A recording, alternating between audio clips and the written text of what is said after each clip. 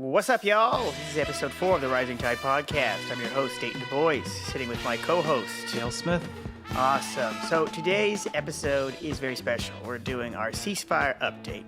So as of October 10th, 2025, a ceasefire was announced by the Trump administration between Israel and Palestine, supposedly ending the current war being waged by Israel. And so this war over the last 2 years has devolved into the Israeli state running a rampant genocidal campaign on the people of Gaza that, by conservative estimates, has killed over 68,000 people, with over 170,000 people injured. Of course, the likely death toll will rise to over the hundreds of thousands in the coming weeks and months as we learn more and are able to assess more. And so there's still many people unaccounted for, whose bodies are trapped under tons of rubble. And this territory has been largely decimated over the last 2 years. And so, we have this so-called ceasefire agreement. But journalists in Gaza are reporting that refugees taking shelter in the south of Gaza have already steadily begun marching north as Israeli troops have been withdrawn. And so tired people seeking not just safety, but trying to rebuild their lives and their country. However, Palestine is still an occupied country, and the Zionists have not given up their overall strategy of genocide and occupation. Israel has denied entry over half of the aid outlined in the present ceasefire agreement, supposedly due to the delayed return of the bodies of Israeli hostages, which, of course, Hamas has to find under all the rubble created by Israeli bombardment.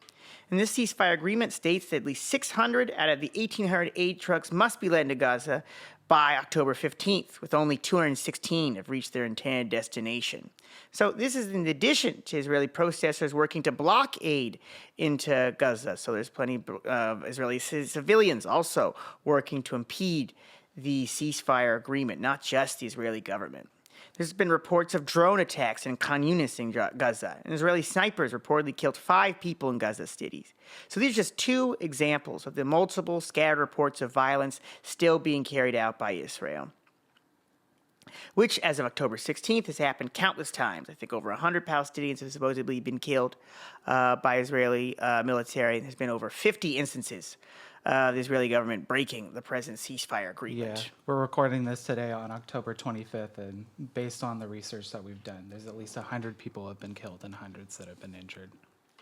But more so, there's been talk of armed clashes between Hamas fighters coming into conflict with members of militant clans within Gaza. Specifically, one encounter with the Dogmush clan took place in Gaza City, resulted in the death of over 27 people.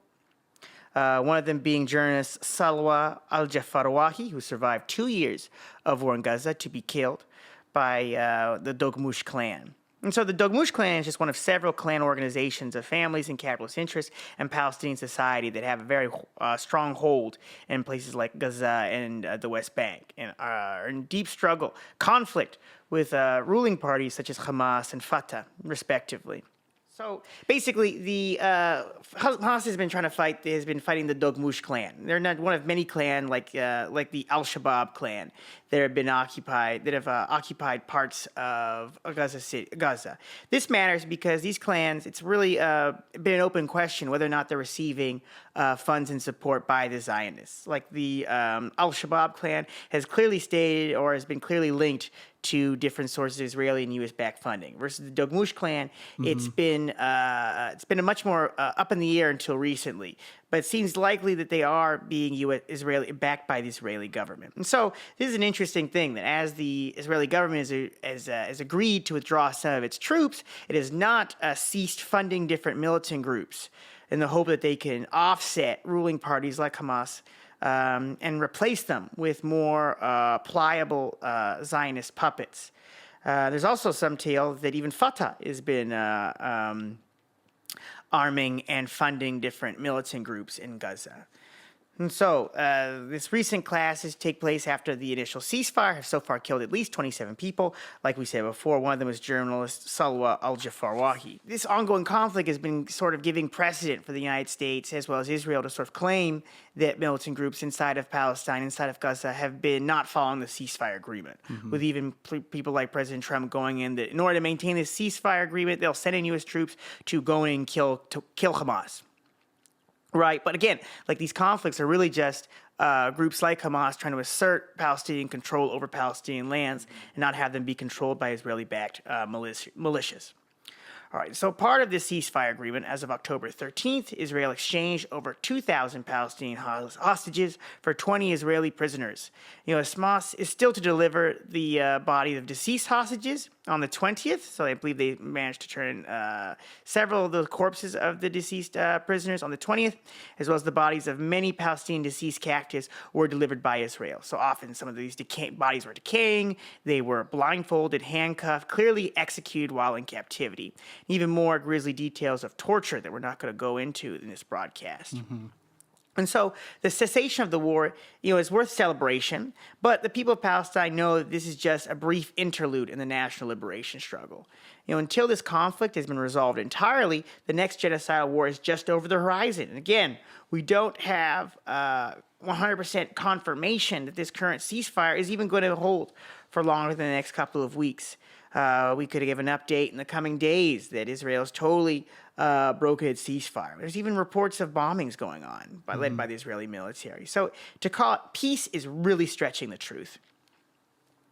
So, the Israeli government is undoubtedly going to attempt to continue. It's going to try again. It's going to try again to exterminate, subjugate, and expel the Palestinian people at large.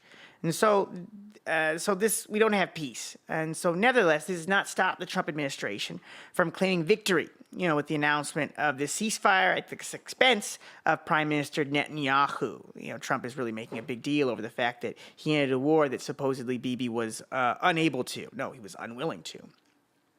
And so I think overall this just demonstrates that the United States is the dominant power determining the terms of Israel's war in Palestine. Mm-hmm. That the previous administrations, like the Biden administration, was not unable but unwilling to bring their Zionist dogs to heel. And as we saw earlier this year with the outcome of earlier failed ceasefire attempts, right? The Biden administration had no interest in actually pushing Israel to follow these ceasefire agreements. It was all for show. They were lying. Another interesting bit of news. So part of Trump's victory lap, he gave a speech at the Israeli Knesset early last week, celebrating his own work. The speech was interrupted by two Knesset lawmakers, Ayman Odeh, Palestinian Israeli and the leader of the Hadash party, and Ofer Kasif, the only Jewish member of the Hadash coalition. The Hadash coalition is a far left-wing party in Israel that recognizes the state of Palestine and encourages Palestinians living inside Israel to participate in politics to that end. I mean, can you imagine if the Democrats interrupted Trump's speech instead of just waving fucking signs? It's ridiculous. They would never. Because they are cowards, all cowards. But that goes to the real question. Why is the Trump administration choosing to end the war now? Well, because it's been a genocide? Because they feel bad about the genocide? No, it's because this war has overall been a failure for the United States. This war has been a failure for Israel. The United States has seen its credibility sink through the basement over the last 2 years due to the funding and arming of the slaughter of the men, women, and children. And this has put it at odds even with many junior imperialists, such as the United Kingdom, the European Union, with more and more countries around the world recognizing Palestinian statehood, which is in direct contradiction with U.S. policy. And so even though Trump has seen a slight rise in his approval ratings when it's come to international issues, this is likely only a temporary bump, given that he's still viewed unfavorably in domestic issues. And this ceasefire is already shaky even within the first week or two. So more accurately, this genocidal war has also created several internal threats for the United States and these junior imperialists. It spawned a new wave of youth rebellion in the core of so many imperialist countries. And it's this youth rebellion that has pushed many of these junior imperialists to go so far as to recognize Palestinian statehood. It's not by their good graces. They've been pushed by the people. And so the United States is no different. They see these demonstrations as an internal threat. They see the anti-imperialist movement as an internal threat. And so they do understand that if they can only push so far before it creates more and more internal threats. And so the United States has ended this war present to prevent the growth of internal threats and secure its position internationally. That doesn't mean the United States is backing down overall. They're going to try again to displace the people of Palestine. But not today, maybe tomorrow, maybe next week. Further updates. Israel is not allowing the access of the Palestinian Authority even into Gaza as part of the as part of the coalition government agreement that was signed during the war between the Palestinian Authority and Hamas, right? So even though Hamas is welcoming another pro-Zionist entity like the PA into Gaza, Israel's not even allowing that. Why? It's part of the reason why Israel is arming militant groups, armed clan groups. They want the Palestinian resistance divided. They don't want a coalition agreement between the Palestinian Authority and Hamas, because this present state, the Palestinian Authority can't be trusted to be pro-Zionist enough. Because of the war, they've had to take too much of a strong anti-Zionist stance, despite what their financial backers want them to do. And this goes back to some of the diplomacy that happened in the People's Republic of China during the war. Some folks may recall that different Palestinian armed groups and militant political groups met within the PRC to sort of set aside some of their differences and enter into co-government at the cessation of the war. And so it's likely that Israel fears that this genocidal war has actually created the basis for even greater unity among Palestinian factions. So, these for our takeaways. What do you think, Dale? Yeah, I mean, just a couple other things. Like, I know Israel is trying everything it can to, essentially cut off Hamas from any sort of leadership within Gaza or amongst the Palestinian people. But despite that, I did read recently that there are negotiations apparently that are going to be happening in Egypt between the Palestinian Authority between Fatah or I think the PLO and Hamas. We'll see how that plays out, because it's obvious that Israel wants to stop at nothing to essentially cut Hamas out of this situation, because despite them previously being in favor of Hamas, now they see them as unreliable. They see these different, potential clan or like militia groups as being a more reliable crony that they could essentially have control over in order to rule over the Gaza Strip. And yeah, just generally as far as takeaways go, I think the thing that we have to keep in mind is that there is never going to be a permanent lasting ceasefire. And if there was going to be one, it was never going to happen because of negotiations that happened at the top between, say, Donald Trump, who's really pushing for this Nobel Peace Prize, but didn't get it. Not that isn't a joke anyways. I mean, I think the leader of the settler movement in Israel was also nominated for a Nobel Peace Prize. It's pretty disgusting.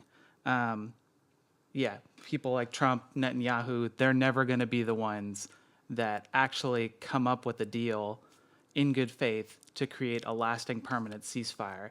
And the only way that we've seen a shift in things happening is by people power, is by people organizing, is by people targeting the government, targeting these corporations, targeting these different organizations, and taking them to task, I think the only reason why we've seen a number of different, states in the European Union, in the UN, take this new position where they actually recognize Palestinian statehood is because of grassroots movements for Palestine, Obviously, a big part of that is they're putting forward this idea of a two-state solution, which also isn't tenable, but it's still a move forward, that a lot of people wouldn't have even seen coming 10 years ago. And the only way that we can continue to move stuff forward is if people keep organizing, Thankfully, it seems like there's been a lot of organizing that's been happening in Europe, a number of labor strikes that have been happening, amongst dock workers and in other sectors in places like Italy and Spain, and there has been some organizing efforts even here in the Bay Area, which have been, good to see, different from the typical, rally and then marching in circles, more looking towards specific targets like the Oakland arms embargo is doing, specifically calling for, the Oakland airport and the port of Oakland to stop shipping arms, I think targeted campaigns like this are really the direction that the movement has to take.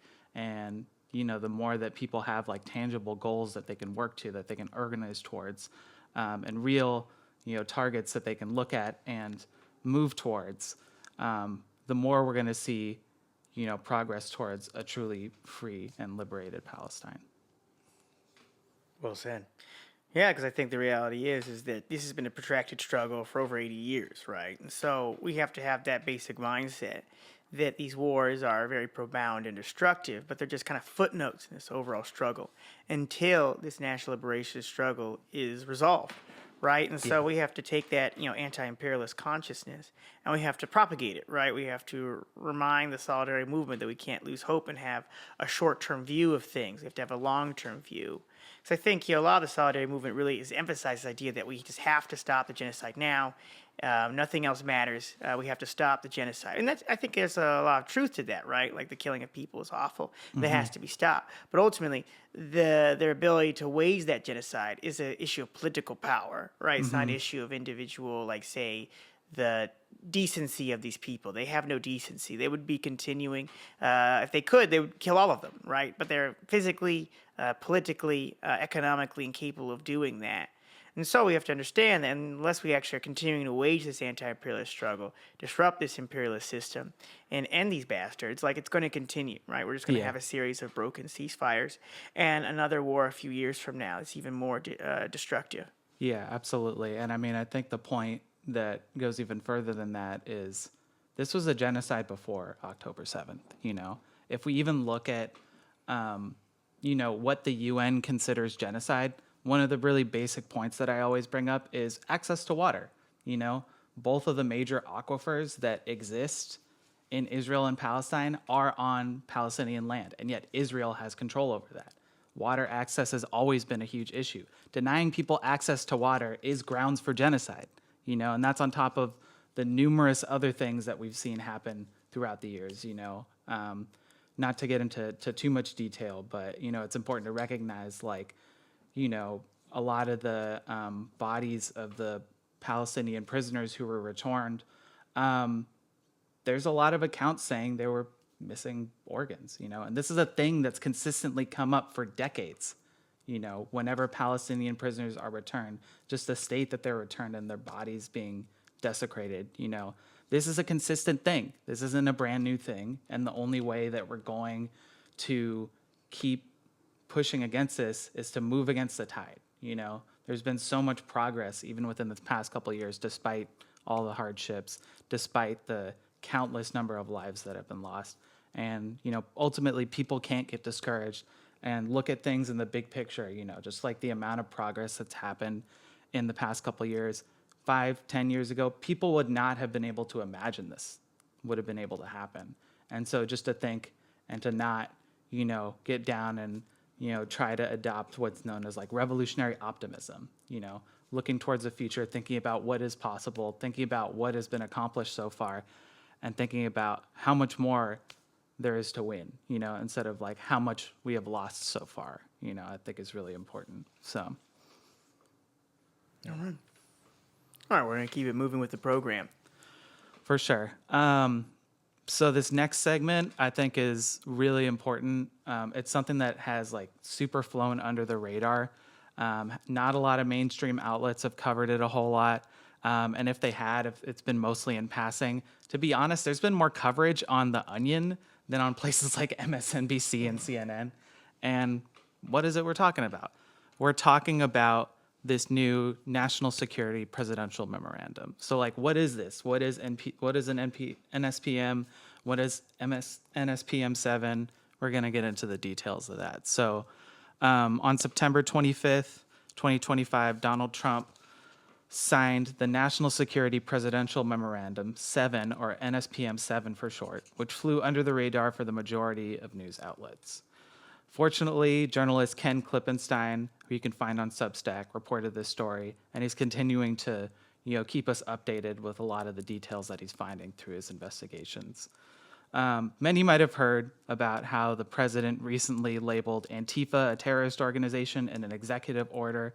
However, this memorandum expands on this order, which not only targets organizations or groups, but individuals identified with the following indicia, or what are indicators, of violence, which is anti-Americanism, anti-capitalism, anti-Christianity, support for overthrowing the United States government, extremism on migration, extremism on race, extremism on gender, hostility towards those who hold traditional American views on family and hostility towards those who hold traditional American views on religion, and hostility towards those who hold traditional American views on morality.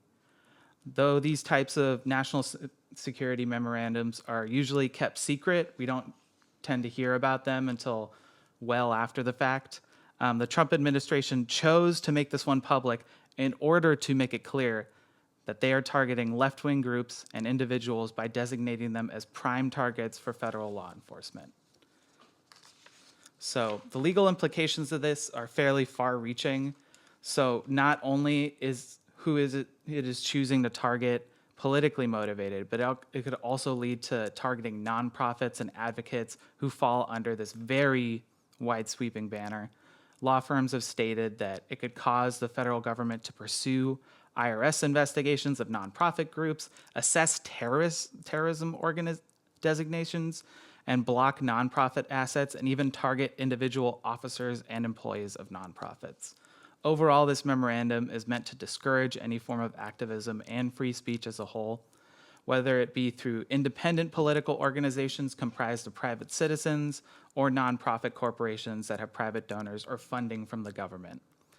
Presently, there is a very hush-hush threat screening center in Vienna, Virginia, which was initially created in the wake of 9/11, which is processing all of this information.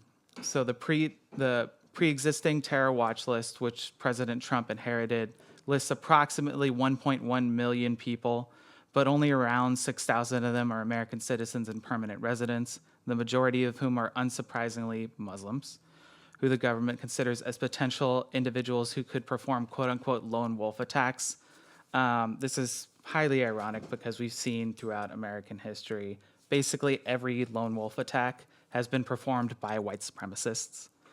Until this past month, there were actually limits to even what the FBI would do with regards to, pre-crime initiatives, a la Minority Report.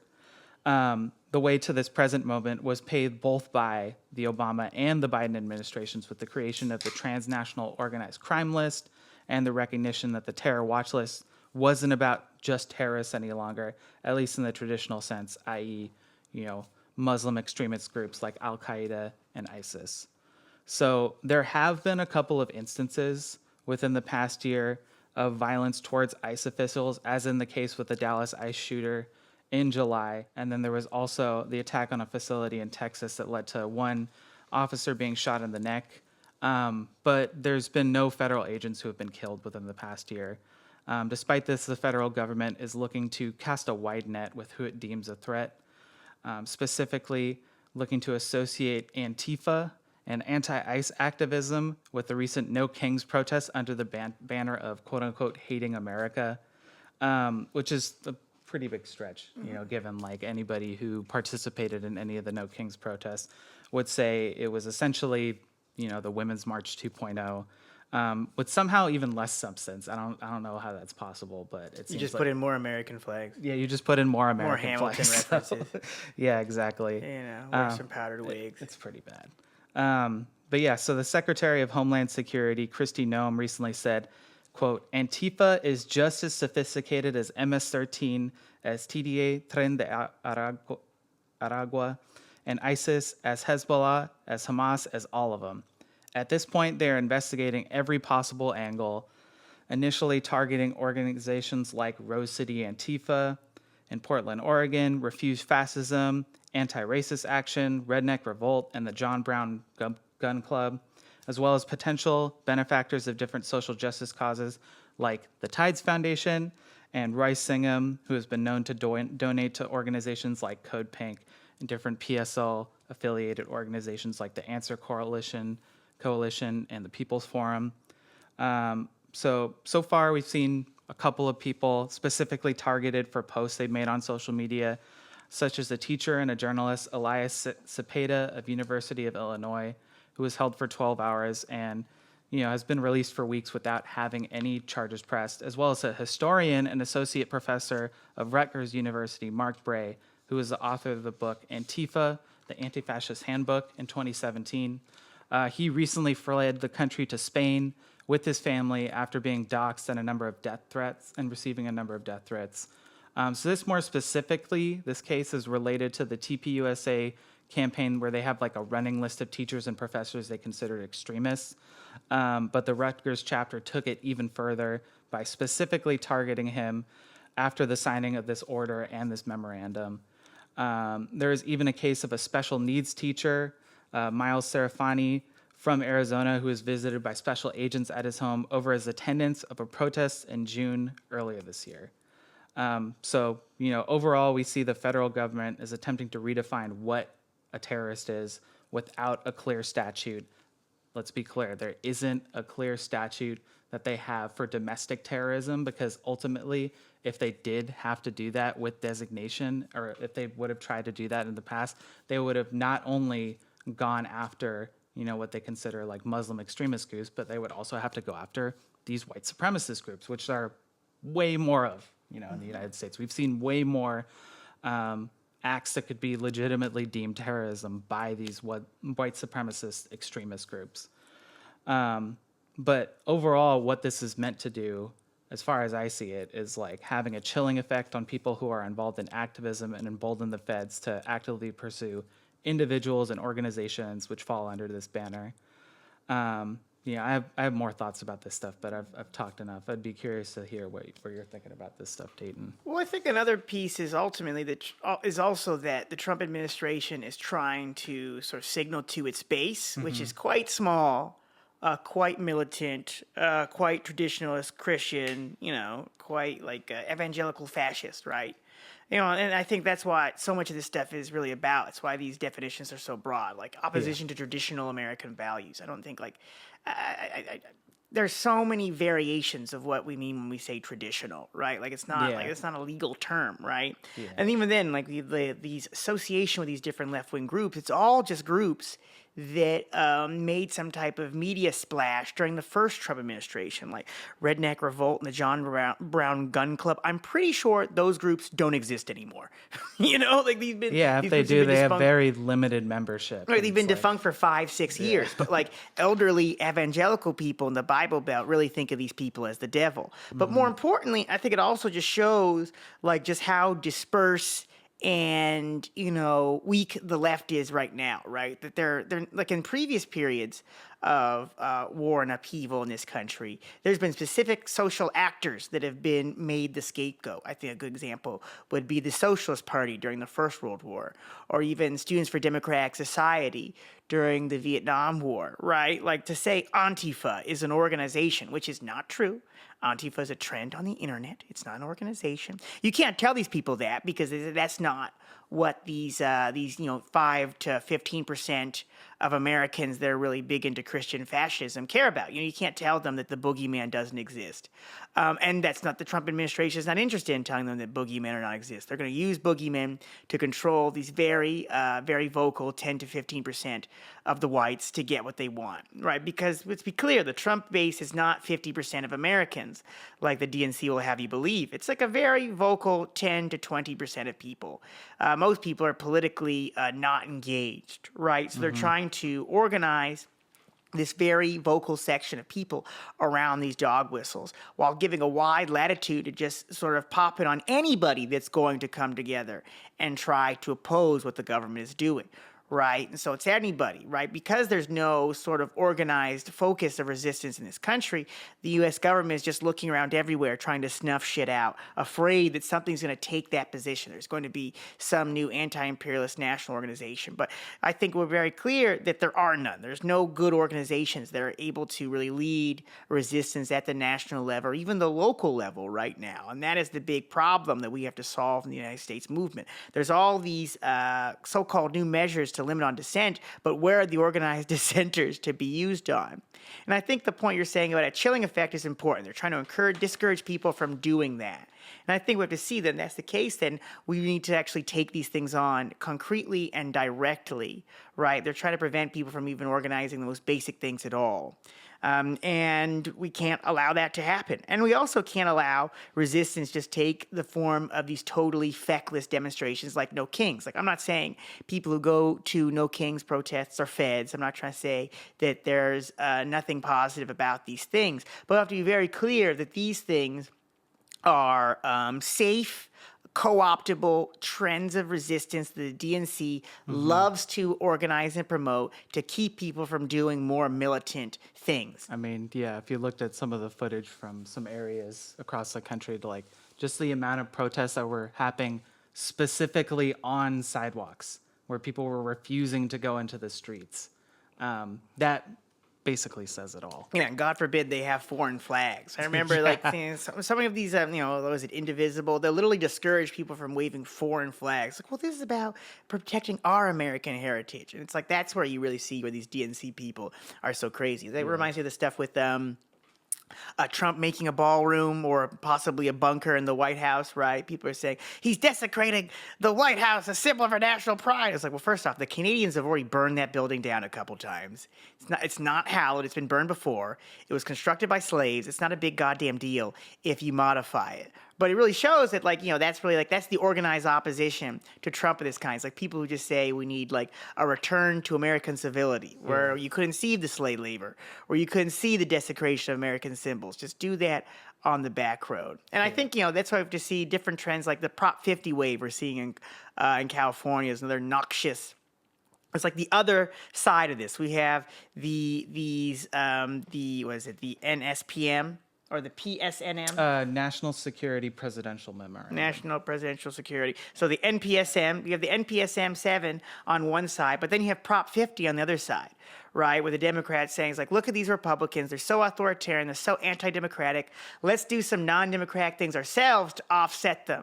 And what happens? Trump leaves office in a couple years, and then we just have a new DNC administration that has all these anti-democratic tools, all these new security memorandums to continue Trump's work. So it's like, if we don't actually see the bait for the switch, the carrot and the stick, we're going to end up with a Democratic administration in 2028 that has all these fascist tools to use on left-wing activists that have been trying to get organized to resist just Trump. Yeah, they're not going to do it. They're not going to dismantle the majority of that, if all of it. Just kind of like as a quick side note, did you see what they did on the White House website with the timeline of the White House being built? No, I did not. It's actually hilarious. I mean, I think this is just a quick side note, but they were trying to outline the whole timeline of the White House being built in typical fashion of this administration. They also put in the Monica Lewinsky Clinton scandal and cocaine discovered. It was probably Hunter Biden's. Yeah. It's pretty funny, but that really, it just kind of speaks to where this administration's head is at. They're just talking to their donors. They're really, it's a lot of virtue signaling, If I'm looking at this specifically, the things that I feel like they're most looking to go at and have been most vocal about are, people who are explicitly protesting fascism in meaningful ways and have an understanding of that. Or might just be, participating in some sort of adventurous action related to that. People who are, protesting ICE and these very authoritarian, immigration measures that the administration's taking on. And then also transgender people. It seems like that's been a big focus of this particular administration, really driving home this idea that all these school shootings are transgender folks when, as we brought up in our last episode, it's a statistical outlier. It's not who's doing this pretty much all the time.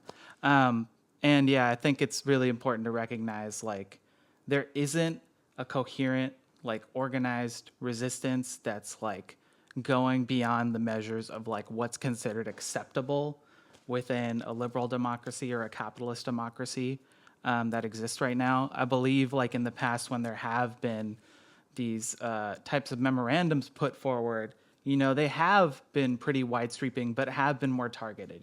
They have gone after, specifically communists and communist organizations at a time where there was a communist party, there were communist organizations. And they were also trying to sweep people into that who they thought, they could get away with calling communists, whether it be Oppenheimer, whether it be different like movie stars, authors and whatnot. But at this time, they're really reaching for straws in a lot of respects, because they don't really know where they're going with this in some ways. A lot of it is virtue signaling, and it might have some effect on, the organizing that people do. So I'm not saying like we should just like totally discount this as like whatever and like not pay attention to it. But at the same time, it's not as focused as an actually competent administration would put forward, and a future administration could actually give this some more teeth than it has. I think essentially, there's two parts to it. On one side, like, people should be conscious about what they post online. They should be, make smart decisions about like the things that they do, but also people should not be discouraged to participate in political activism, period. That is the intent of what something like this is doing at the bottom line. And if this discourages people from like getting politically involved or like showing up to events or like reading stuff online, it's accomplishing its goal essentially. And I think ultimately like people can't be afraid of that. Obviously, people shouldn't be dumb. We shouldn't do dumb stuff with this stuff, like make our profiles public and then start like posting all these hashtags and like adding like, the president and stuff. But at the same time, it's like we still have free speech. We still have the ability to organize. We still have all of these tools at our disposal. And, it's only more recently that we're seeing a lot of this stuff come into question. But that doesn't mean that it's just disappeared, They might try and make it disappear, but, there's still a vast majority of people who recognize that, this stuff is important. Even people who are further on the right in the Republican Party see something like this, and they're like, this is taking it a step too far. Not everybody's on board with this. So there is opposition even within the Republican Party. There's not a lot of opposition from what I've seen with the Democrats. There's probably like a handful of people who are against this because, let's be realistic, it's the Democrats. But, a lot of people who, if they learned about this, they would probably be like, what the fuck, this is ridiculous. Even if I don't agree with this stuff, like, this is clearly an infringement on free speech. You can't target people specifically for their beliefs or like things that they say based on these ideas, because that's the foundation of any sort of democracy, of free speech, of being able to do all these things. So, yeah. Well, and I think... yeah, it's like we have to seize this time right now, right? Mm-hmm. Like, especially with this ability to make this exposure to average people, right? Like, that's why it's so funny that they, draw this line or this whole Antifa as an organization. Antifa is just short for anti-fascism, right? Yeah. So this idea that opposing fascism is somehow terrorism and trying to normalize that amongst people. I don't think they have a lot of basis to do that, but all it would take is like some type of false flag national security event to actually start mobilizing some people around this idea of national security. Yeah.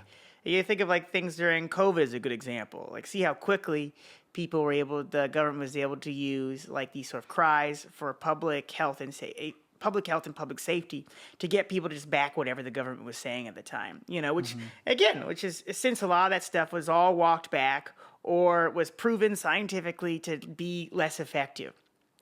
And I think, there's a likelihood. That's why I think a lot of like this Trump posturing around Venezuela really is trying to create like this sense of wartime urgency that's going to get people to start taking up these security concerns, right? Like with Trump targeting like Venezuelan fishermen in the Caribbean, just blowing up these fishing vessels. Yeah, it's fucked up. Yeah, claiming that they're like terror groups, claiming that they're militant groups trying to launch attacks.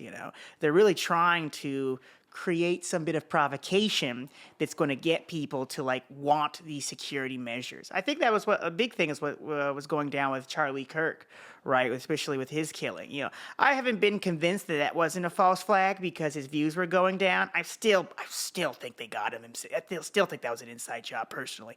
But you see, the really fanfare is really this idea like, oh no, freedom of speech is falling. The left is going to kill all our icons. Of course, that was widely dismissed. He himself was killed by his own right-winger. And ultimately, the mass of people didn't buy it. You know, he was supposed to be the white Martin Luther King, you know, and then he just left the news cycle after a couple weeks because young people don't fuck with Charlie Kirk. Only conservative Gen Xers fuck with Charlie Kirk. And so we have these funerals, these big political parades, and it's just the most deplorable, ugly-looking motherfuckers talking about how they love Charlie Kirk. It does not encourage a new fascist mass movement. They were selling fucking T-shirts at his goddamn funeral. Like, people can see through that, and it freaks them out. So this administration is really grasping for legitimacy. And the DNC is doing nothing, biding time for their turn. You know, like I said before, this Prop 50 stuff, we're going to see how these midterms, my sense is that Democrats are just kind of like buying their time for midterms, and they're going to really try to pull out all the stops to just unseat Trump at the next election and then just, carry on business as usual. What the national situation will look like in the next couple of years is anybody's guess. But I think it's high time for some crazy shit to go up on the media that's really going to draw up some popular support for this stuff because it's so paper thin, it's so silly, and it's on us to really expose this stuff and think with our brains and not just look for another DNC figure to put our faith in. I hate when people are asking us, does anyone know what electeds coming up are worth their salt? And it's like, yuck. None of them. Yuck. None of them. Yuck. And that Prop 50 stuff is so funny because they'll use all these conservative examples like, look at this rural central district in the Central California. With Prop 50, they could have a gay congressman. Or even like this whole Graham Plattner situation. It's like, were people really surprised that a dude that like did like 4 tours in Iraq and like worked for BlackRock had a Totenkopf tattoo? Like, but he's a Democrat. it's like, he's a Democrat. You didn't know. It's like he just got it in Croatia with the rest of the white supremacists there. It's very ridiculous. And people are really looking for anybody to grasp onto. And that's also true with the right. You know, we've seen like when Kash Patel immediately posted after like this like ICE facility shooting. It's like they wrote anti-ICE on their bullets. It's like, first of all, anybody who's protesting ICE, that's not really how they're framing it. They're saying like melt ICE, fuck ICE or some shit. And second of all, like how quickly that dude is posting stuff, you just know he's like on the brink of going in a K-hole. He's like, this is it. This is my moment. Oh, it's like he's incompetent, right? This guy was a podcaster before he's the director of the FBI. Like, he's clearly a political hire who has no political skills.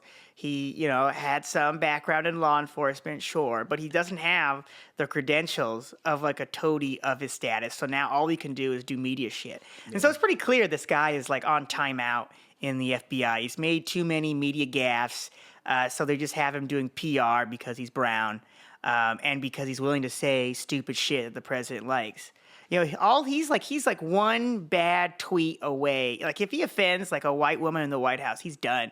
Like, he's fucking done, dude. Like, if anybody, like he just does one thing. He's just gotta rub Donald Trump the wrong way. He's just gotta compliment him the wrong way. Everybody knows that. We saw what happened with Elon. Watch, Donald Trump's gonna say he smells and just get rid of him quietly. He'll do some racist shit, man. Like, he'll do some racist shit. Anywho. Yeah. All right. We're going to keep it pushing. Yeah. It's probably time we move on to our next segment, which is something that developed this week in the Bay Area. So I believe it was this past Wednesday, the 22nd, when it was announced that there are going to be federal immigration raids happening all across the Bay Area. And there was some talk about like how the National Guard could potentially be implemented, despite the fact that there's questions between like these different like circuit court rulings that's, eventually going to be resolved at the Supreme Court in short order. But we've seen this as very much in line with like how the presidential administration has been operating this past few months or whatnot, where they've been mobilizing ICE and DHS with the support of the National Guard to major cities, major metropolitan areas across America. And so when the president has made these threats in the past, lawmakers and mayors across the Bay Area, they've been silent.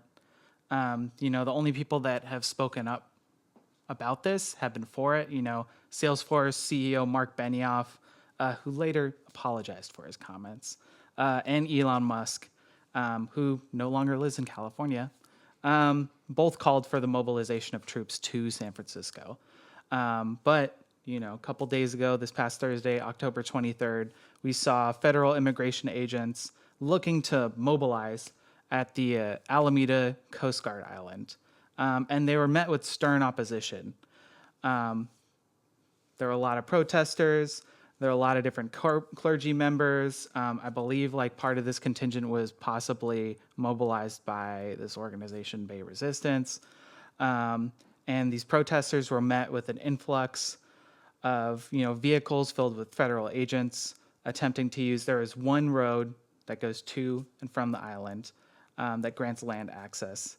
And so a lot of these protesters were attempting to block this road, and they were met with less lethal munitions. There were flashbangs that were thrown. There were multiple people who were hit with pepper balls in the face, most notably like one clergy member. But yeah, throughout the day, we did see a number of different mobilizations, one of which was, happening at the Embarcadero in the city, another of which were multiple contingents from Bay Resistance, different Bion orgs, and like different community and political orgs in the East Bay were mobilizing to the island, and different, groups of folks who were looking to mobilize to the entrance of the Coast Guard Island as well. In the evening, we ended up seeing that there was an incident where a U-Haul truck attempted to back into the island itself, where federal authorities responded by firing live rounds at the truck and injuring somebody. Some cases are saying it was the driver. Some cases are saying it was a bystander. Regardless, this person is in the hospital and they're recovering. And it is not clear at all at this time what they were trying to do with that. Do we know if the vehicle was seized, the rental truck was seized? No, I think they might have ended up getting pulled over later, but I think they drove off in the moment at the very least. But yeah, it's pretty ridiculous. Especially since you need a credit card to rent a U-Haul. Yeah, I'll be completely honest. I don't know what the fuck they were doing. Yeah. I think there's, based on what you might read on the internet, some people might say like, well, they should have done this and they should have done that. It's like, if you go onto a military base, like, it's a different set of rules. It's a different set of rules. Like I think it's like reasonable that a lot of people want to hold police accountable for their actions, but the relationship that police have to civilians as opposed to the army having to civilians is much different, Not to say that cops won't just fire on people and then try and cover it up later, but if the army shoots at you, like, the army is shooting at you. Yeah. That's kind of how I see it. There's no like police commission for the armed forces. Yeah, exactly. Like they go. You're gonna sue the. It's like, what, are we gonna take this to the Geneva Convention? Like, take this to the UN. Like, see how the Palestinians are dealing with that fucking one, dude. Sorry. Yeah. So I mean, I don't know what this person is doing. Hopefully they're recovering. Hopefully everything's fine. But, personally, I don't think that was whatever they're trying to do was the smartest idea. Yeah. But we did see, during this past Thursday, there's a typical politicking, very art of the deal, Donald Trump style, where Mayor Daniel Lurie of San Francisco, Salesforce CEO Mark Benioff, as well as NVIDIA CEO Jensen Huang, all attempted to tell the president that sending in federal immigration agents or the National Guard was not necessary at this time. In what appears to be the first statement of any kind about ICE raids in San Francisco, Lurie stated that he will indeed collaborate with federal authorities when necessary. It was not a disavowal of what they were doing at all. It was not him saying that he's going to protect the citizens regardless of not they have the proper paperwork or what have you. He was saying he will collaborate with them, which should not be surprising. There was one. Sorry, got a cat interlude. Yeah, so it shouldn't be surprising at all. You know, there was one headline from Mission Local that specifically was talking about how, you know, billionaire president talks to millionaire mayor, and then they call it off. You know, that's essentially what was happening. It was rich people talking to rich people, you know, making decisions. Yeah, so it was called off in San Francisco. And then on Friday, the 24th, we saw that Mayor Barbara Lee announced that the immigration raids in Oakland were being called off, and subsequently things were being scaled down for the entire Bay Area for the time being. It seems pretty obvious to me, at least, that like there is a huge like tactical blunder that was made in, you know, these federal authorities believing that like a central location with one place for land access, like the Coast Guard Island, would be a reasonable area to stage. But it's also likely that they didn't consider the amount of opposition they would receive on such short notice, or the amount of, you know, bootlicking that local politicians would imbibe in, you know. That was also a factor that played into this. But I guess, like, we really have a question now of, like, what's next? You know, I think this might be the first major event where we've seen these, like, wide-sweeping ICE raids being planned. But it's not likely to be the last. You know, let's be clear, there have been individuals and businesses in some situations where people have been targeted by ICE. It's not to say this stuff isn't happening, but this is the first time we've seen this, like, a really big mobilization happening. And it was shut down, thankfully, a large part due to the organizing that was happening. But yeah, Dayton, I'd be curious to hear what your thoughts are on this whole situation that developed these past couple days. Well, I think, you know, this is just, I think it's going to be one of many similar events that are going to happen not just in the Bay Area, but around the country, right? Their attempt to sort of like do these shows of force every once in so while. It's almost like a basic means testing. But ultimately, as a way to like to assess the political situation, right? Because it means something that they have this political theater around Daniel Laurie, Benioff, and Jensen Huang, right? It's really like trying to get these big business interests like to sort of play ball with the Trump administration. Yeah. Like, if you don't play ball, we're just going to like put more federal troops and sort of get in the way of your authority of this city, as well as to scare these activist groups. And so I think in some ways you can see this as a blunder, but as I see it, it could be used as sort of precedent for further escalation from troops. Like the troops will say, it's like, oh my God, you know, just trying to take that bridge to get into Oakland. It was so terrible. We had to fire live rounds. Like, we need to have even more places where we can coordinate throughout the Bay Area. And we need to have even more troops and have even more power to do that. And so... and within that, there's like the fact that, you know, for so long in this country, you know, like activism has really just been like limited to just these symbolic gestures, faith in politicians, and occasional one-off direct actions, right? Let's block a freeway. Let's occupy a federal building. Let's take a U-Haul truck and back it into the one-way road in Alameda Island to try to like disrupt their ability to pass through, right? And so that is all going to be quickly, it's going to be made much more difficult in the coming weeks and months, right? That's what we talked about with these presidential orders coming down, the removal of so many state and federal judges and the replacement with more compliant judges, for instance, the changing legal landscape. And so I think we should be braced. If we're not going to see it in the Bay Area, well, other cities are going to have to see this stuff. Maybe this is going to happen in Chicago, for instance. Maybe we'll see something going on in other metropolitan areas around the country. And so I think there's a need to be keep our eyes out for that and really be mindful of this political theater, right? So what does it mean when these mayors, call off these forces? It means like these mayors could take much more profound stances than they have been taking. Let's be clear. The mayor of Alameda said nothing about what happened yesterday, right? She made no statement. about troops in the area, which is probably a very I want to say a very pro-Trump thing to do, but it's a very pro-establishment thing to do, to not oppose having these troops inside of your own city and running operations and not caring when they shoot at civilians. Yeah, definitely. I mean, I think it's very telling that like a lot of these politicians didn't say anything until shit was happening and they were pressed to do so, and the rest of the time, like, it doesn't matter to them if, there's talks about the National Guard being mobilized, if there's talks about, like immigration raids happening a little bit more on the hush hush. And I also think like it's important that we recognize like folks have to organize beyond the scope of what's out there already, I think a lot of the organizing that's happening presently is very much within the NGO style of organizing. Specifically, I know Connie Chan with the Board of Supervisors in San Francisco allocated about like $3.5 million to immigration services, including, the rapid response networks, which was, where all people were seeing all of those different like phone numbers pop up of like where to call if you're in a particular county, as well as immigration legal services.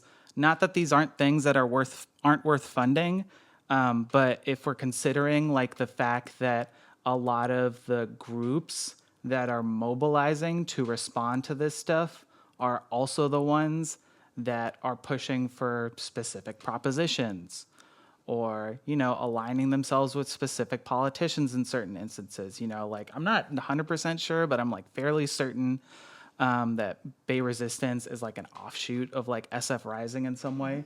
And that's very much within the NGO style of organizing. Like they can play a progressive role at points, I think it's positive to have, for people to have access to legal services. I think it's positive to have these types of mass mobilizations. I think it's positive to have these types of networks that are playing these progressive roles in these movements. But if it's really geared towards everything going back to quote unquote securing our democracy, that is hamstringing what could potentially happen.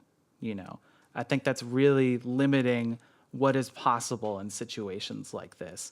And if we're just looking to tail along what's out there already and not thinking about, well, why isn't this going further than this? We're just going to keep going in circles, I mean, it might even just be a spiral going downwards. We just don't see it until it's too late, Yeah. And I think, we really have to understand that's that basic conflict of interest that all these NGOs run into. Is that ultimately, in order to function, they have to comply with the basic authority of the state. They have to. They can say that they want a whole new, or to imagine a brand new world, but they're legally and economically and politically hamstrung. And so, it's our own, these own non-affiliated, non-NGO mobilizations and organizational efforts that have the ability to be long-standing and have profound political impact, and will affect the landscape of these NGOs. Like if the masses of people organize themselves and put forward actual militant demands, these NGOs have no choice but to copy what the people do. It's how it works throughout history. But ultimately, these NGOs can only go so far before their benefactors rein them in. I think this interesting stuff with the Trump administration is so important because so many activist groups have taken up the nonprofit model as a way to sort of ensure resources, ensure their longevity.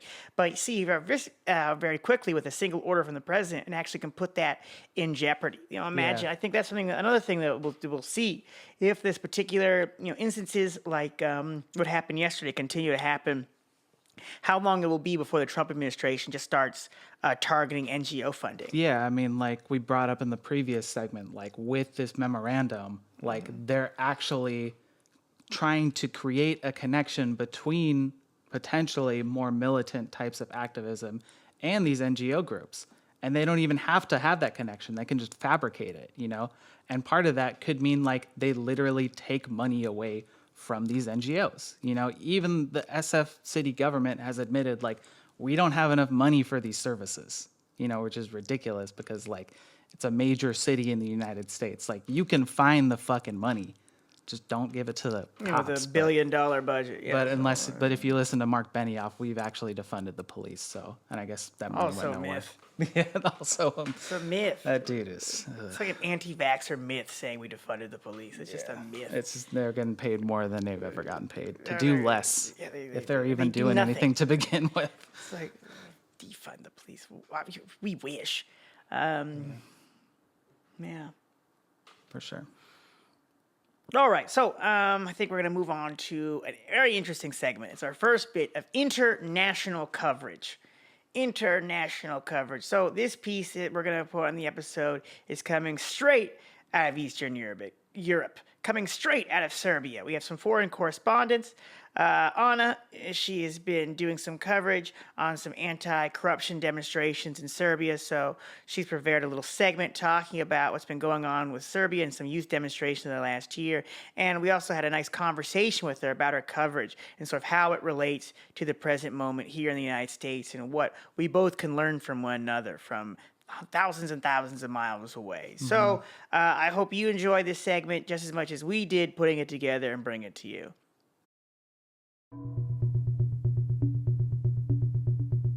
Since November last year, protests have shaken Serbia after a newly renovated railway station in the city of Novi Sad collapsed, killing 16 people.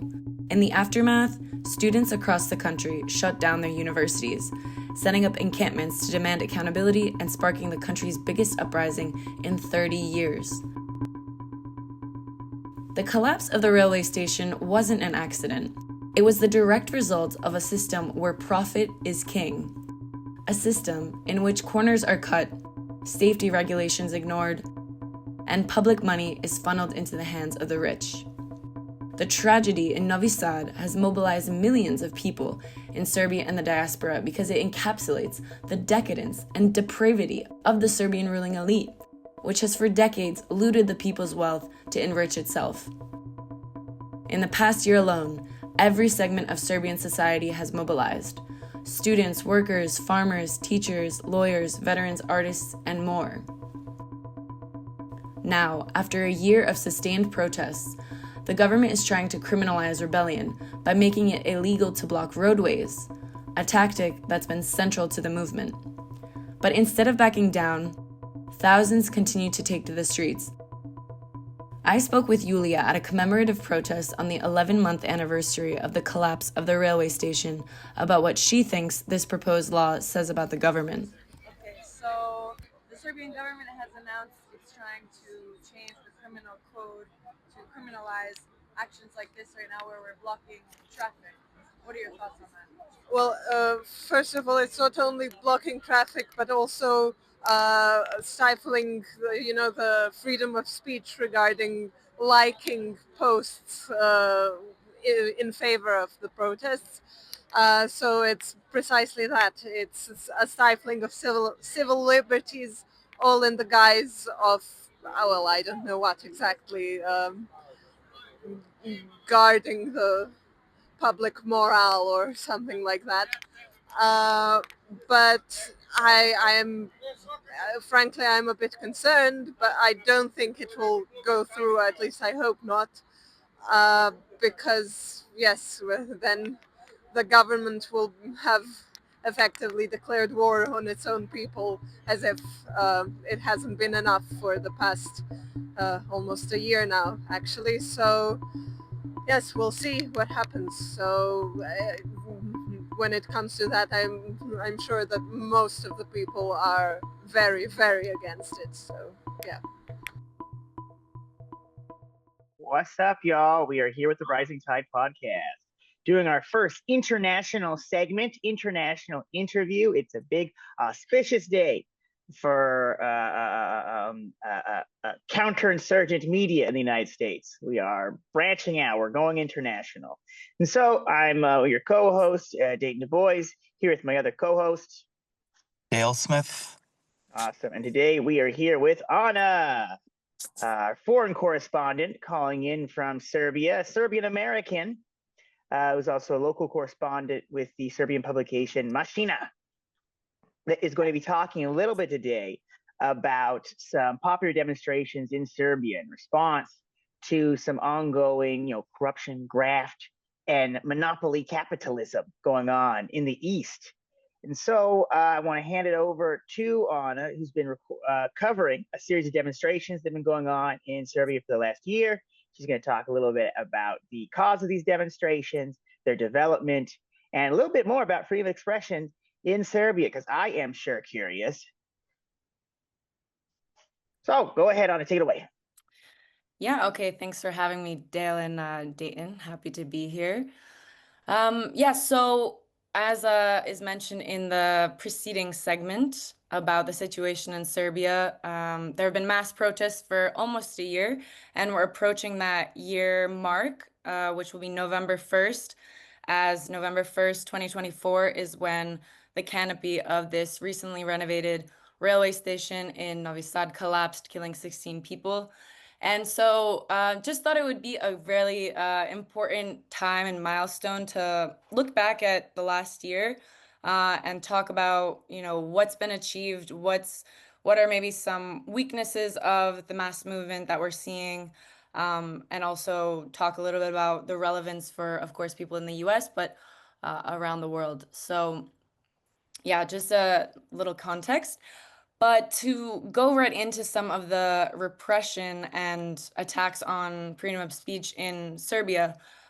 So we have this proposed change to the criminal code right now that hasn't been passed yet, but as is mentioned already, would criminalize, blocking the roads for a protest, any type of political act associated with that, as well as any material online that talks about such blockades of traffic and protests, because it would be seen as inspiring someone to commit that crime. So we have, very clear criminalization of protest on the table here. And the worst part is it's not even the first time. Almost a year ago, even before the collapse of the railway station, the government tried to do the same exact thing, because these blockades and these protests, they're a long-standing tradition in the country, and in the past 5 years, let's say, have also been used to oppose this EU-US-led lithium mine that's like very widely unpopular in the country. And for the last 5 years, people have also been protesting that using blockades. So this latest attempt is not new, it's not unique, but it just shows their desperation, because these protests and the rebellion continues to intensify with every kind of plunder of the country, every act of repression. So that's a little bit about this particular law, but there's of course other stuff. I don't want to take too long, so No, of course. Thank you so much for opening with that. I guess my first question is, as a person in the United States, obviously you're here in the United States where there's ways of different repression or demonstrations against certain issues. Particularly, there's been the ongoing 2 years of demonstrations against, the genocide on Palestine. Additionally, there's been this sort of growing movement coming in waves of opposition toward ICE. And excuse me, and some of our current administrations work around that, and some of these issues that we're sort of seeing with sort of rising criminalization of activism. So I hear you talking about a lot of stuff going on in Serbia. That's just a lot of stuff that's immediately coming to mind as we get into this conversation. Particularly so interesting that it's also an opposition toward this lithium mining project, right? That's also something that we've covered a couple issues episodes ago here on this podcast, specifically as that impacts indigenous American peoples in the United States. And I think it's a very important crux of tension in the imperialist system, right? It's a big thing of the West's ongoing, growing inter-imperialist conflict between the United States and China, right? There's a need to outcompete them on all of these rare earth minerals, right? To corner the market on electronics. At the same time, they're incredibly corrupt and decadent, right? They have to cut down the social safety net. They have to get rid of these safety precautions that put people's lives in danger. So they're doing all these things to piss people off, and they need all these new tools to repress the people. So I'm kind of curious, like, what is the landscape for freedom of expression in Serbia at this time? On how's it been over the last few years? Obviously, we're all of a particular generation. Curious, just a little bit more background of that for some of our Western viewers.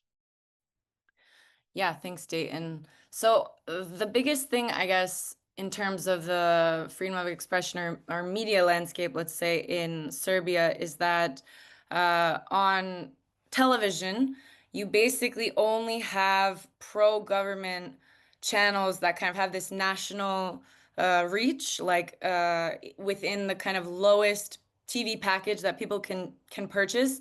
They only have access to those news sites, right, or those news channels.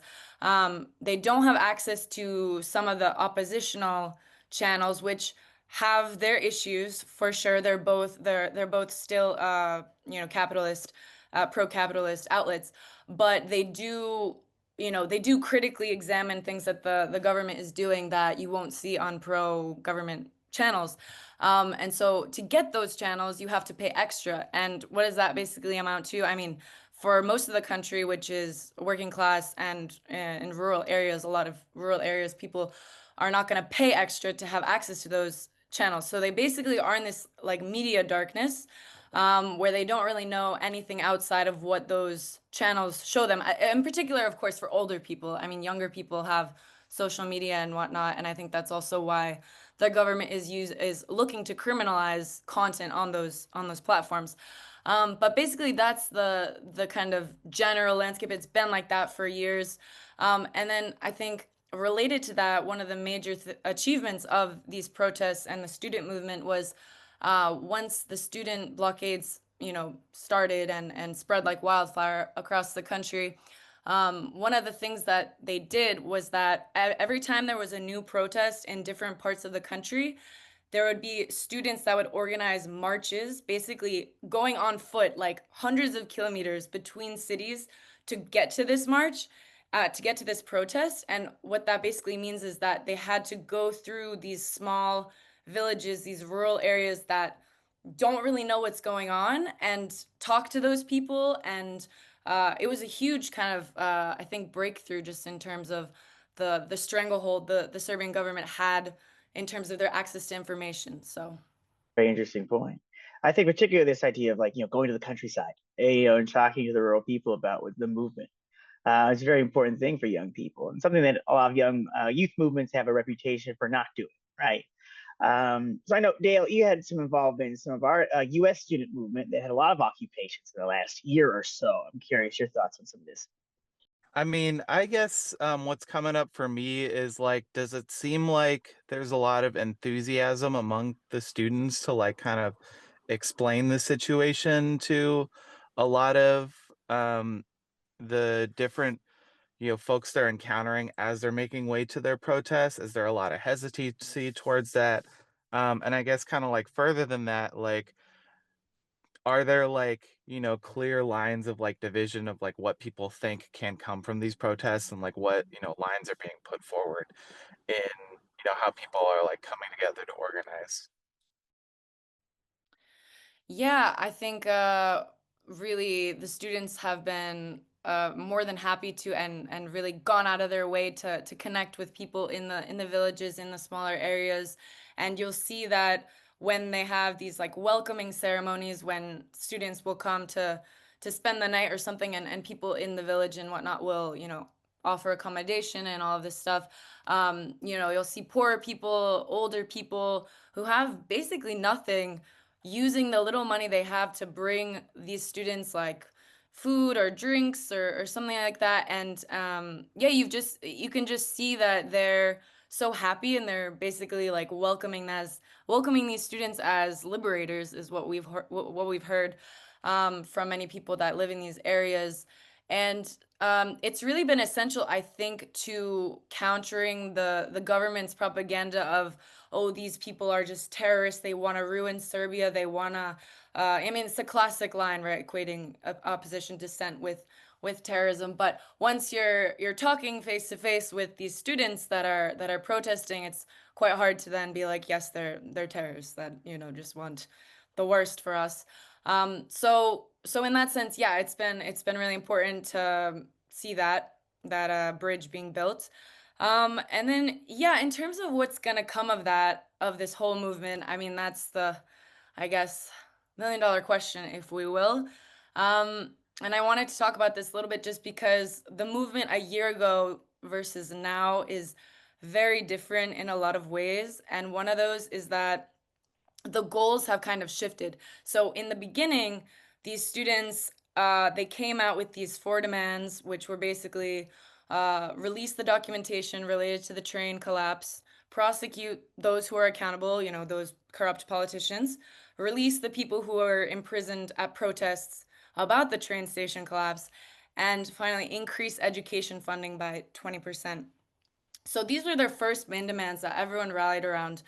But within a few months, people were kind of like, okay, what next? Where do we go next? And the students released this statement basically saying, well, the next step is on everyone else, and it's on all of us to become more self-organized, to come together, to not rely on this representative parliamentarian democracy, so-called democracy, which relates to the fact that in the beginning the students basically disavowed any collaboration with existing opposition parties, which are also, joint oppressors of the people. And that was really important. That was, I think, a culmination of decades of seeing these politicians sell people out, right, time and time again, and people saying, it's on us actually to take this in our hands and not just elect someone to change this.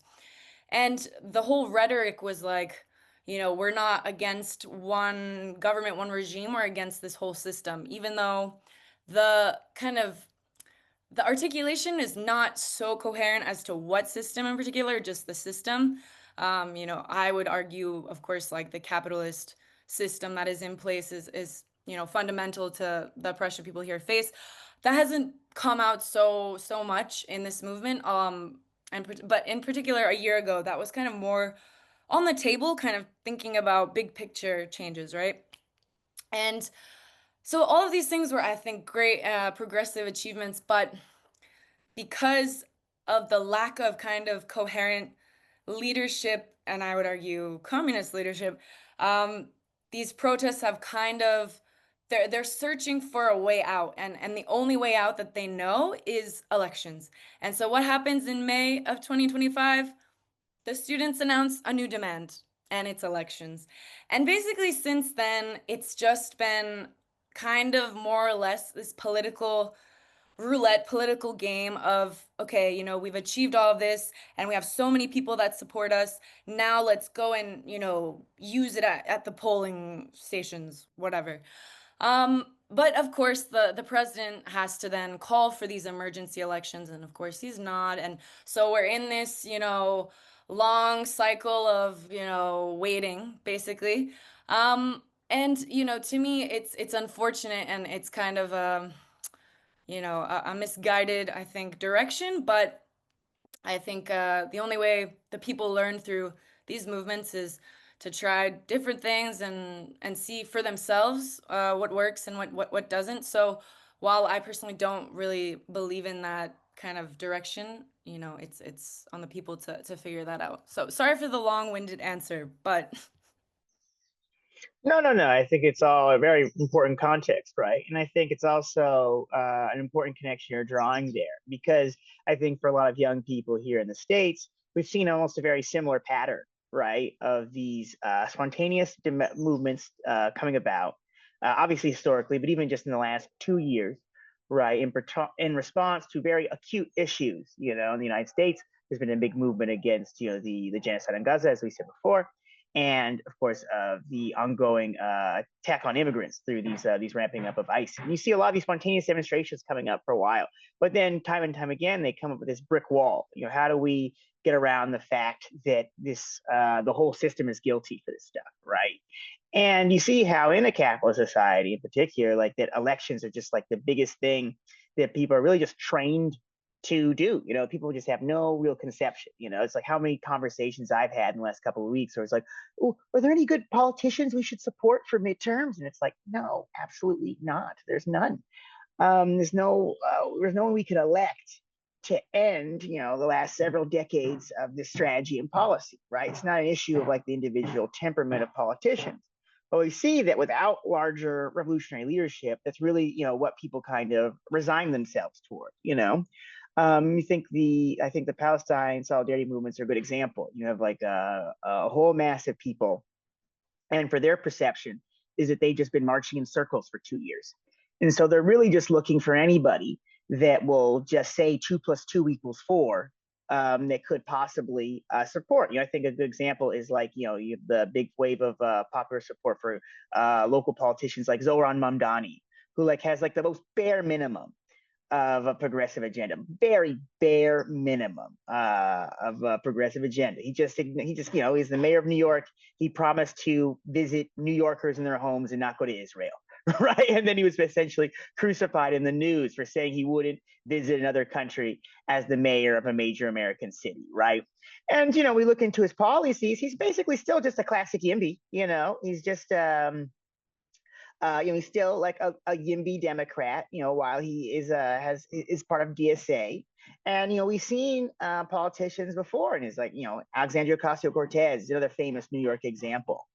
Here in Oakland, where I'm coming from, we just recalled our last so-called leftist mayor for corruption charges, for her relationship to organized crime. What's up, Sheng Tao? And so she's probably going to go to prison, hopefully. Maybe at least one of them will go to prison. One of these corrupt politicians will go to prison. If anyone's going to go to prison, it should be them. But not to divulge the point, but we see that without this larger organized leadership, right, or just organization at all, that can really educate people and impart these historical lessons, people just go around in circles. Right. And so I think, oftentimes that's why I really chide and squirm whenever I hear that word self-organization. It's like we have to get self-organized. It's like, oh, the average person doesn't know how to organize themselves. Right. So that's why we require help from others, basic solidarity. And so I think that's like the one thing that we really have to hope for in all these spontaneous demonstrations, that if we could understand that the system is guilty, then how do we develop revolution organization that can tackle that whole system? So I want to pass it over to Dale before we move on to our next question. Yeah, I think it's really positive that like the students have like shown a lot of like willingness to like go out there and like talk to people. I think like that's something that I even saw really consistently is like during the Palestinian solidarity encampments, like there was like a lot of like working class folks and like regular folks who were supportive of that. And so there was like a clear basis for folks to actually go out there and like start talking to people, but that unfortunately consistently seems to be the sort of failing point of a lot of student protests and student movements is like there is a huge hesitancy for people to take their politics off of campus, outside of these activist circles and established activist spaces, and into communities, into working class institutions and such. So it does sound really positive that there is that element to the protests and that there is like a progressive character to the protests, but I definitely agree, there are a lot of the same shortcomings that we see even here in the United States. So Yeah, definitely. And just to note, like, in terms of this appeal by the students for people to get organized, it didn't actually just fall on deaf ears. Like, people actually did form these neighborhood councils, like grassroots city councils that were, removed from these traditional, places of power. And those have like blossomed across the country. Like in every city, any neighborhood, you'll find one of them, and they're talking about things that are affecting people, whether it's things in the neighborhood like the street is a tree has fallen, or something as banal as that, or relating to these protests and demands against the government. So I think there definitely have been these achievements, but whether or not the politics within those continue to be progressive or they get kind of co-opted by opportunists is yet to be seen. But I think that was, if I can just highlight, like one of the biggest achievements of this is that people really see the need to do something themselves and are in a large part. But yeah, of course, as we already said, still like a lot of limitations, but just to add that. The situation with these neighborhood councils is something very important to keep tabs on as these months develop, right? Because the issue that I see is that this stuff's only getting worse internationally right now in terms of like the global pull toward the right, the sort of the floundering of the U.S. imperialism and its sort of frantic attempts to sort of keep up with the other the other imperialist interests like China and Russia, as well as trying to keep the other junior imperialists like the European Union in line as well, right? And so as this sort of struggle develops, we're only going to see more of these contradictions sort of coming to the fore. And so the real question is like how are the masses of people going to be able to take on that challenge? How are they going to actually try to solve some of these questions? How are they going to advance and develop this movement? And can we have more international solidarity with people around the world? So I'm trying to check to my next question. So I'm curious, and we're getting close to wrapping up. So I wanted to ask, like, just what's your sense of some of the student groups that were involved in the early part of the protests? I think we got 1 year since the train station collapse coming up in almost 2 weeks at this time of recording, right? So what are the student groups like, when they started? What were their composition and where are they at now? Because you talked about a little about them folks backing candidates. I'm curious a little more how you saw that development. Yes. So also something I wanted to mention when the blockades started is that these student blockades basically emerged in competition with these existing like student parliaments, which were completely corrupted and completely just, subservient to the, university administrations, which is tied up with the government. Go We ahead. know a lot about those corrupt Yes. student org. Yes. Yes, but it was huge because then you have 60 of 80 universities, new groups popping up and saying, no, we actually represent the students and the masses of the students are behind us. They're engaging in this new form of organization. And so just in terms of the composition, I mean, like every faculty has its own, they call them plenums because this is the main way they're organizing. They have these plenary sessions, and that's basically where these debates are happening, these votes, like trying to, practice democratic decision making.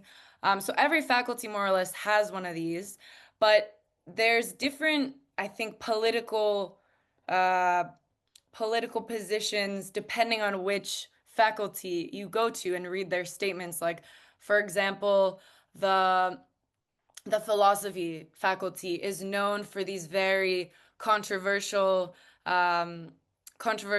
left-leaning statements where they have consistently since the beginning come out and like distance themselves from different like NGOs and denounce them from trying to what they say co-opt the movement. So then you have those, which of course then more liberals are say things like, oh, they're being paid to do this, paid by I don't know who, by anyways, as a way to like discredit these very valid criticisms actually of these NGOs that either are aligned with the opposition or they're funded by the US government, et cetera, which is also very interesting because the society here does have a pretty deep distrust of these NGOs, especially after the 2000 overthrow of Milosevic. And afterwards, it was uncovered that some of these NGOs that were working to overthrow him were directly financed by the U.S. government. So the students at that the philosophy faculty kind of like I think tapped into that, and they had these political positions that people disagreed with, and there was a lot of discussion and debate. There still is to this day about that.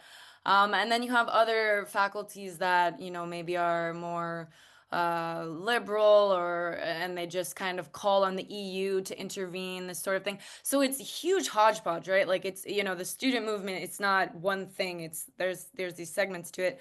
And it's been this kind of ideological struggle within it, I think, since the beginning, up until when elections were announced as the demand, the new demand for the student movement, and then kind of I think that line became more dominant within it. So now those are kind of the forces at the helm.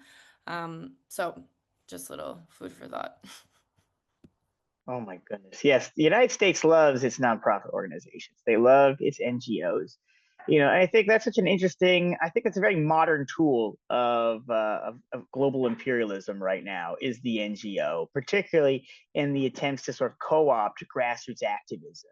Here in the United States, activists are always in this conversation, pretend conversation, really, in my personal opinion, around resources, right? Where are we going to get the resources to do the work that needs to be done, right? Which again, like these are all very opaque questions. What is the work that needs to be done? How are we going to do that?